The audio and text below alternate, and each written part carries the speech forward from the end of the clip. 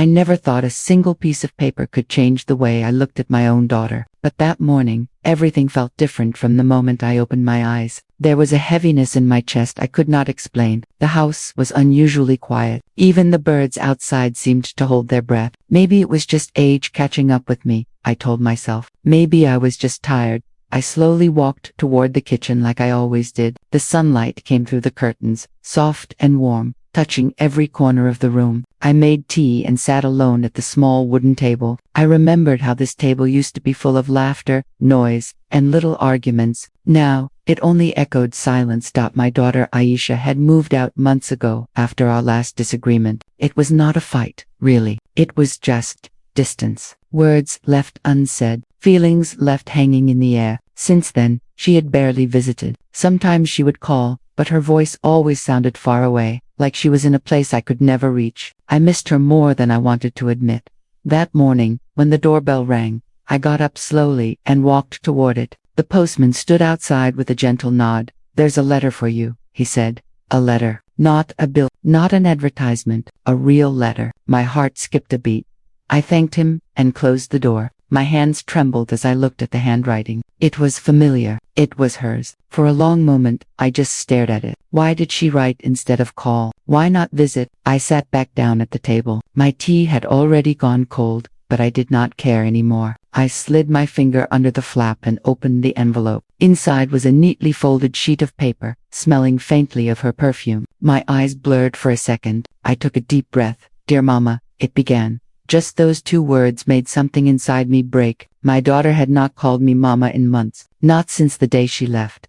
As I continued reading, my throat tightened. She said she had been holding feelings inside her for a long time. She wrote about moments I barely remembered, small comments I made, things that hurt her without me realizing. She wrote about how she always felt compared, unseen, invisible. My eyes filled with tears. I had no idea. Then I reached a line that made my hands shake. "I wish I had told you this face to face, but I was afraid you would not hear me." I paused, pressing the paper against my chest. Afraid of me. The room suddenly felt colder. The silence became heavy again. At the bottom of the letter, there was one final sentence. "I hope one day, you will understand." I folded the paper slowly, holding it gently, afraid it might tear. I closed my eyes and whispered into the empty room. I had no idea. And that was the moment I realized, sometimes, silence hurts more than words ever could. For hours after reading the letter, I sat alone at the kitchen table, staring at nothing. My hands rested on the wooden surface, still warm from where the letter had been. I replayed her words again and again in my mind. How could I have missed all those signs? How could a mother be so close, and yet so blind? As the afternoon sun shifted across the floor, I found myself walking around the house like a ghost. I stopped by the hallway mirror and saw a tired woman looking back at me, older than I remembered, softer around the edges. When did I become someone my daughter was afraid to speak to? I touched my reflection gently, as if asking her to answer. Later that day, I went into Aisha's old room. I had kept it just the way she left it, her books neatly stacked, her favorite blanket folded on the bed, a small photo frame on the side table. It was a picture of us, smiling at a spring festival many years ago. I looked younger, happier. She looked safe. I sat on the edge of her bed and let my fingers run over the blanket. So many nights I had tucked her in, told her she was strong, brave, loved. When did my voice stop reaching her heart? The room smelled faintly of her shampoo, and it made my eyes sting. A small notebook on her shelf caught my attention. I opened it carefully, flipping through pages filled with tiny note streams, plans, worries. One page stopped me cold. "I wish Mama would listen. Not just hear, but really listen." I closed the notebook with shaking hands. It felt as if the walls of the room were whispering all the unspoken things she carried. That evening, I made dinner like I always did, diced lentils, vegetables, her favorite. But when I sat down, I realized I had set 2 plates out of habit. The chair across from me was empty, silent. I folded my hands and whispered a small prayer. It sounded lonely. As night fell, guilt settled deeper inside me. I remembered the last conversation we had before she left. She tried to explain something about her job, her stress, how she felt overwhelmed. I was tired that day and cut her off halfway, saying, "You will be fine. Stop overthinking." Back then, it felt harmless. Now, Those words echoed painfully. Maybe she stopped talking because I stopped listening. Outside, the rain began to fall softly, tapping against the windows like gentle reminders. I stood there, watching the drops race down the glass, feeling the weight of regrets piling up. Suddenly, the doorbell rang. My heart leaped. I hurried to the door, hope rising like a fragile flame. But when I opened it, there was no one, only a small package wrapped in brown paper, sitting quietly on the doorstep. My hands trembled as I picked it up. Inside I found another letter. My breath caught. Whatever was written in this one would change even more. If this story touched your heart, please like, share, and subscribe to my channel for more emotional stories. I held the second letter in my hands for a long moment, afraid to open it. The rain outside had grown heavier, filling the house with a soft, steady sound. It felt like the world was grieving with me. I slowly walked back to the kitchen table, the same place where everything had begun that morning. I sat down, placed the small package in front of me, and took a deep breath. With careful fingers, I peeled back the brown paper. Inside was another envelope, this one thicker, filled with several folded sheets. My heart thudded louder as I recognized my daughter's handwriting once again. But this time, the ink looked rushed, messy like words she had struggled to write. I opened the first page. Dear Mama, I didn't know how to tell you these things in person. It began. Every time I tried, I felt like my voice disappeared. Those words sank deep into me. How many times had she come home quiet, tired, sad, and I simply assumed she was fine. The letter continued. There were days I needed you, but I didn't know how to ask. When I tried, I felt like my feelings were too small to matter. I closed my eyes, remembering a night she had stood at my door, wanting to talk, but I was on the phone, caught up in someone else's story. I waved her away, telling her I'd talk later. That later never came. The second sheet revealed something I had never imagined. She wrote about how lonely she felt in her new home, how her new life didn't feel like hers. She wrote about panic, confusion, exhaustion feelings she hid behind forced smiles. Then came a line that made my breath stop. I wasn't angry at you, Mama. I was afraid of disappointing you, disappointing me. I pressed a hand to my mouth, feeling tears slide down my cheeks. When did I give her the idea that love came with conditions? Halfway through the stack, she wrote, You were always strong. I didn't want you to see me breaking. Those words cut deeper than anything else. Strength, it seemed, could sometimes look like distance. Maybe she needed softness instead. By the time I reached the last page, my hands were shaking again. Mama, if you ever read this, please know, I tried to speak. I tried to be enough, but I felt smaller every time I opened my mouth. I read that line twice, then a third time. Each time felt heavier. The final sentence was simple. I wish I could sit with you again, even in silence.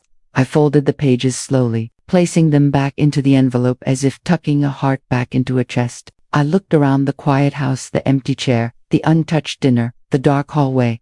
Then, suddenly, a thought struck me. Why letters now? Why not a call? My phone lay on the table beside me, silent, cold. I reached for it with trembling fingers, and as soon as the screen lit up, I saw her name, and 23 missed calls. My breath caught as I stared at the bright screen in the dark kitchen. 23 missed calls, all from Aisha, all from earlier that day. My fingers felt numb. I tapped her name, hoping she would answer now, but the call went straight to voicemail. A cold wave spread through my chest. Why had she called so many times? Why didn't she leave a message? I pressed redial again and again.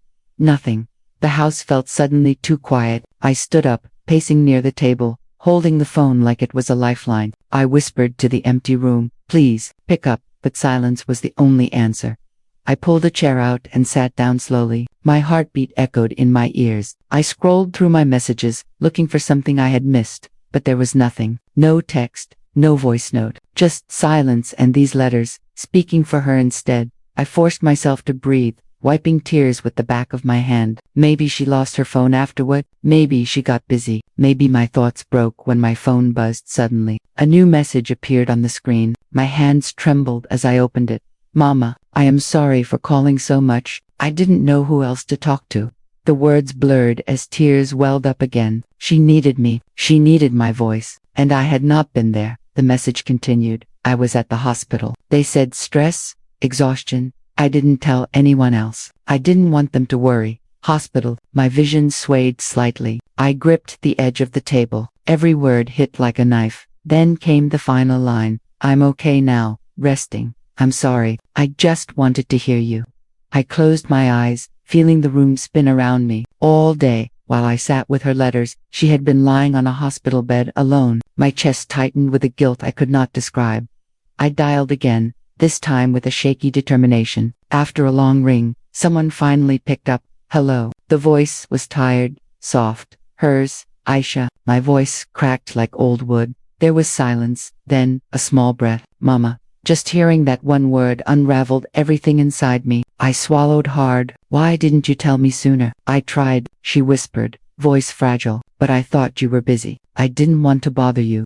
A tear slipped down my cheek. You are never a bother. Do you hear me? There was a small sniffle on the other end. I just didn't want to disappoint you. My heart ached. You never disappoint me. I am sorry. I should have listened more. For a moment, neither of us spoke. We just breathed, sharing silence that finally felt soft, not sharp. I want to come see you, I said quietly. The line went quiet again, then softly, okay. Outside, the rain began to slow. Inside, something began to heal. Little did I know, the hardest truth was still waiting. If this story touched your heart, please like, share, and subscribe to my channel for more emotional family stories. The next morning, I woke before the sun. I barely slept, but my heart felt strangely awake, alert, as if something inside me refused to rest. The house was still quiet, but this time, the silence did not feel empty. It felt like waiting. I prepared a small bag, some fresh fruits, soup, and a warm shawl. My hands moved slowly, carefully, the way they used to when she was a child and fell sick with fever. I remembered sitting by her bed, touching her forehead, whispering prayers into the night. Those memories were soft, warm. They hurt now, but in a gentle way. The hospital was only a short drive, but every red light felt like a lifetime. My fingers tapped nervously on the steering wheel. I kept imagining her lying alone in a cold room, staring at the ceiling, waiting. I whispered to myself, I am coming, my child, I am coming. When I reached the hospital, the corridors smelled faintly of disinfectant and quiet worry. Nurses walked softly, heads bowed, carrying charts in hope. My steps echoed as I walked toward her ward. With every step, my breath became heavier. At last, I reached her door. I paused, hand on the handle. I closed my eyes and prayed silently, this time not for health alone, but for strength, for grace, for a second chance to listen. When I entered, she was sitting upright, staring out of the window. Her face looked pale, eyes tired, but when she turned and saw me, a small smile tugged at her lips. That smile alone felt like sunrise. Mama, she whispered. I walked toward her slowly, afraid that if I rushed, something fragile might break. I placed the bag on the table and sat beside her bed. For a moment, we just looked at each other. No words, just eyes, hers full of apology, mine full of regret. You should have told me, I said softly. She looked down, fingers twisting the bedsheet. I tried, she whispered, but I thought you would say I was overthinking. I closed my eyes. The truth stung more than anger ever could. I am learning, I said carefully, to stop giving answers and start hearing feelings. Her eyes lifted, glassy with unshed tears. I didn't want you to worry. You are my worry, I replied gently, and my joy. Both. She breathed out slowly, almost a sigh of relief. A nurse walked in, checked her chart, smiled politely. She is improving, she said. She just needs rest, care, and less stress. I nodded. After the nurse left, my daughter whispered, I am sorry for leaving like that. I felt alone even when I was home.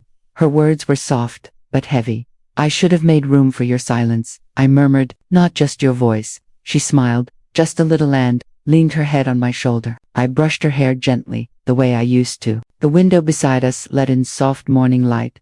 For the first time in months, it felt like healing. Little did I know, hidden deeper inside her bag, was one more letter, and it held the truth I wasn't ready for. The nurse advised her to rest, so after an hour, I quietly stood up and adjusted her blanket. Her breathing slowed, peaceful, warm. Watching her sleep felt like watching the little girl I once knew, the one who used to curl up beside me during storms. It softened something inside me that had been stiff for years.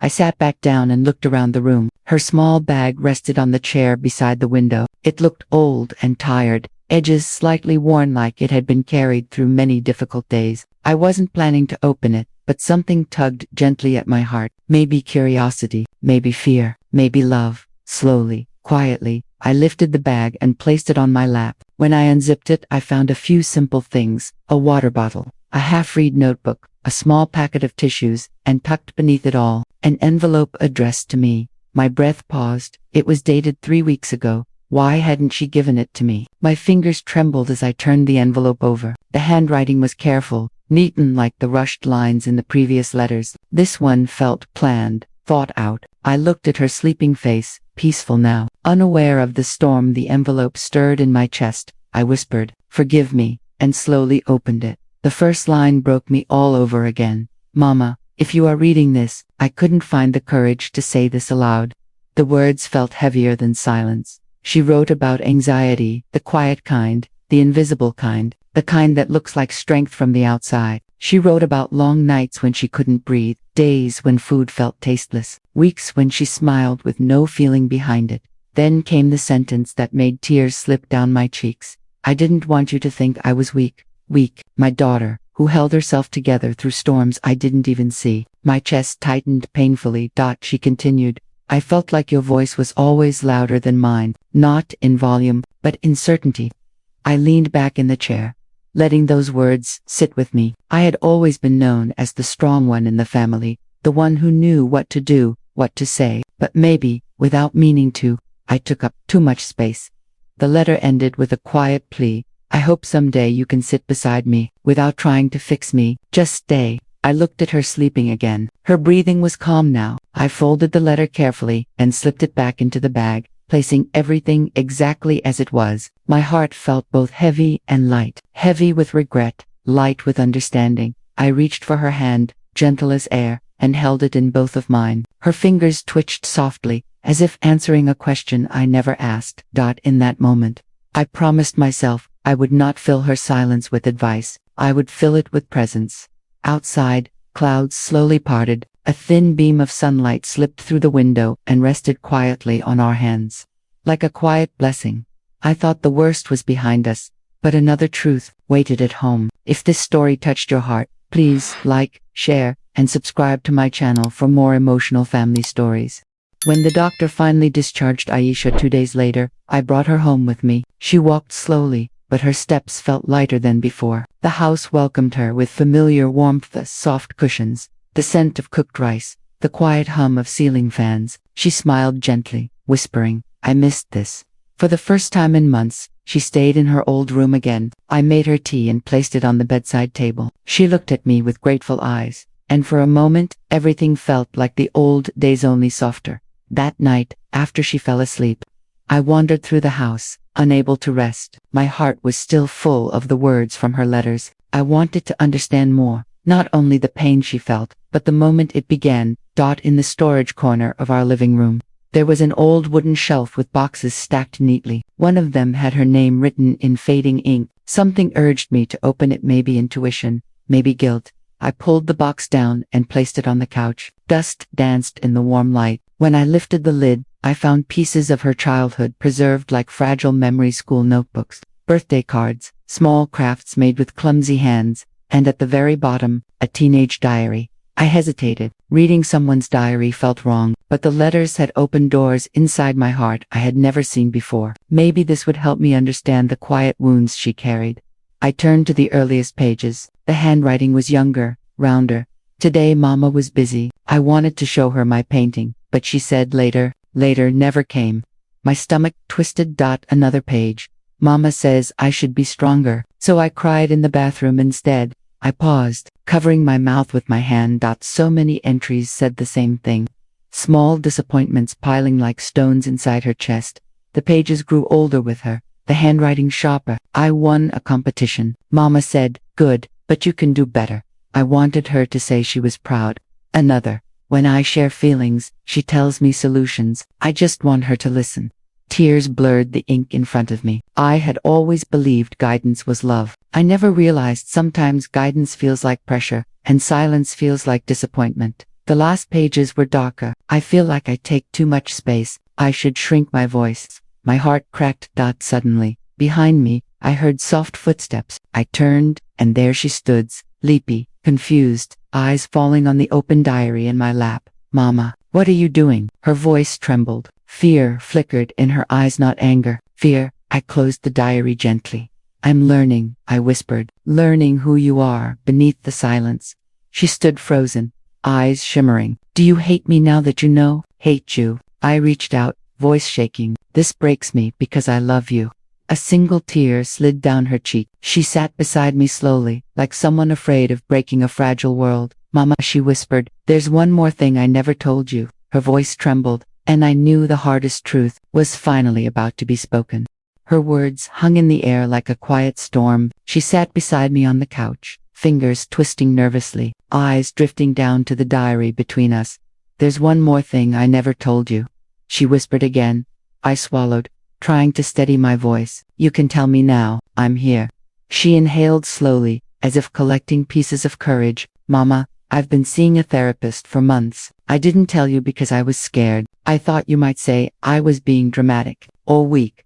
The word weak stabbed deeper than any anger could. My chest tightened. I would never think that, I said softly. She looked at me, eyes red and shining. But I thought you would. Every time I struggled in silence, I imagined your voice saying, be strong, don't cry. So I hid everything.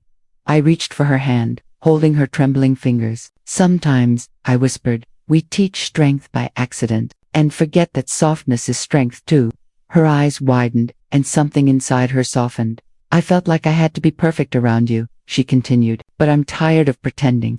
Hearing that broke something in me. I lifted her chin gently. You never had to be perfect. Not for me, not for anyone.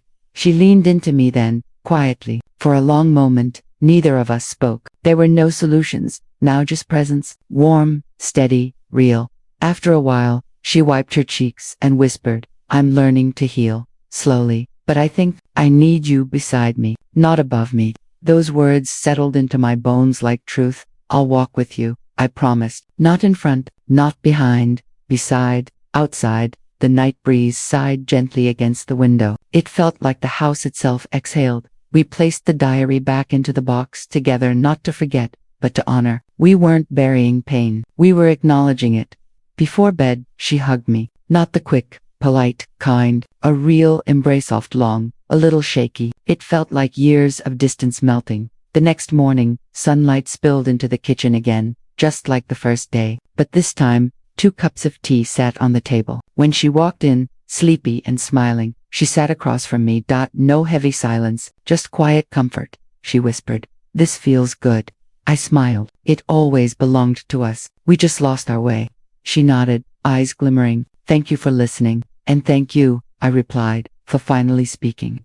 As we sipped our tea, I looked at her face, no longer tense, no longer hidden. She looked like herself again. I realized then, sometimes the loudest cries are silent, sometimes the deepest wounds are invisible, and sometimes the greatest healing comes not from fixing, but from holding space. Listen to the people you love, not with your answers, with your heart. And if they ever hand you a letter, read it with both hands, because some truths can only be whispered on paper. If this story touched your heart, please like, share, and subscribe to my channel for more emotional family stories.